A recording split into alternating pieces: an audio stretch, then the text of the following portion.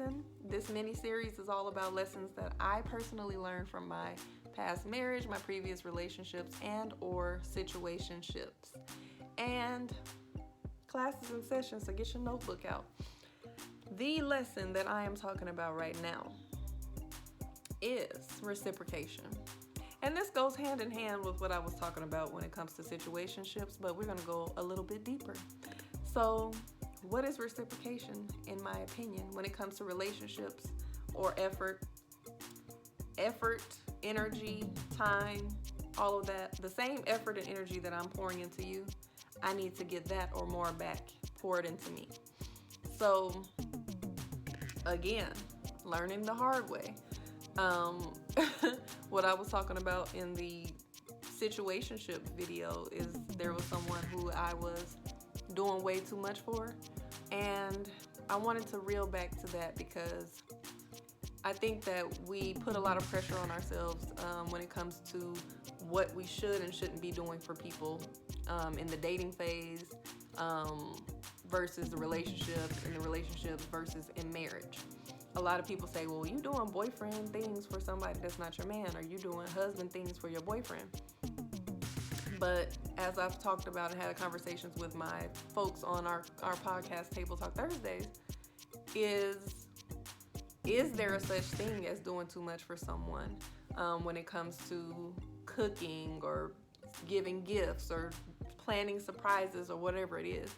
And what I've learned is I don't think that there's anything wrong with doing certain things, because if you're doing them, that means that it's naturally something that you do anyway. That's just who you are. And it's hopefully from your heart. My issue with it is the recipient deserving? So that was the lesson that I learned from a couple of situationships or relationships is, reciprocity or reciprocation is very important. So it's okay for me to cook for you. It's okay for me to, come over your house. I see a couple of dishes in your sink and I clean those up, or give you a beautiful, meaningful gift for your birthday or a special day, or just because I care for you.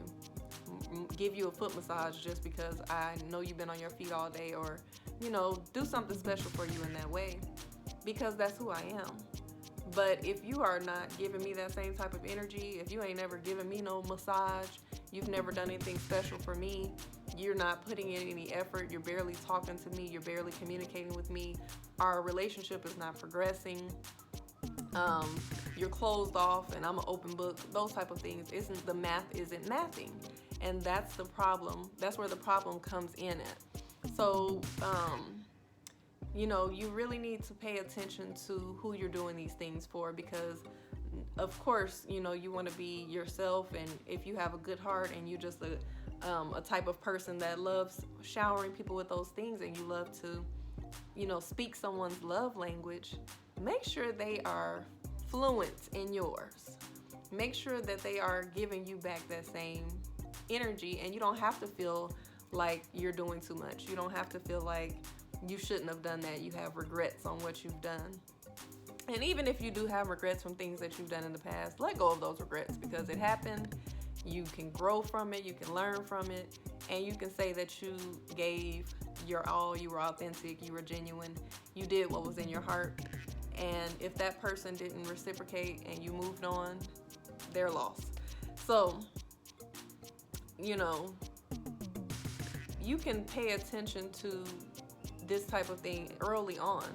You just have to pay attention, just like what I said earlier about what are they showing you? Not just what people are telling you, but what are they showing you? So if you're doing things and you're never getting things done in return, even if someone is trying to love you a certain way and that's not your love language, that's not how you receive, and you've communicated this to the person and they refuse to try to love you in that way or try to show you affection in that way, really ask yourself if that's the person for you. Is that the connection that you want to be in? If you're feeling drained and this person is an energy vampire, they're always, pouring all of their stress and worry and concern and hard day and hard life onto you, and they're speaking to you all the time and talking to you. They want advice and they want everything for you to just make them better. And you're depleted because you're constantly trying to pour into them, trying to uplift them, trying to speak life into them. And then when it's your turn to speak, they're not available. Or when you're depleted, they don't even do anything to help pour back into you. You know, all that one-sided shit is for the birds. So make sure that you are getting that reciprocation, even down to the courting phases. Men, I know a lot of y'all go through this too, especially y'all. If you're in the courting phases and you're the one sending the texts and you're the one making the phone calls and you're the one planning everything and you're the one that's, really putting in effort, and this woman is not giving you that same energy, she's not initiating calls or letting you know that she's thinking of you, or, trying to do something special for you in return of all the effort that you're pouring into her, let it go. Because, people keep talking about chasing women and all of that. You don't have to chase nobody that's interested in you. There's a difference between courting and chasing. So yes, you can pursue somebody and show effort and do nice things and be a gentleman and be chivalrous and be romantic and spontaneous, but make sure you're getting that energy back in some form or fashion, even if it's just appreciation. Sometimes reciprocation is simply appreciation. Someone showing you how grateful they are for your presence in their life. Someone showing you how grateful you are for the effort that you give them, the things that you do for them, the special feeling that they have when you're around.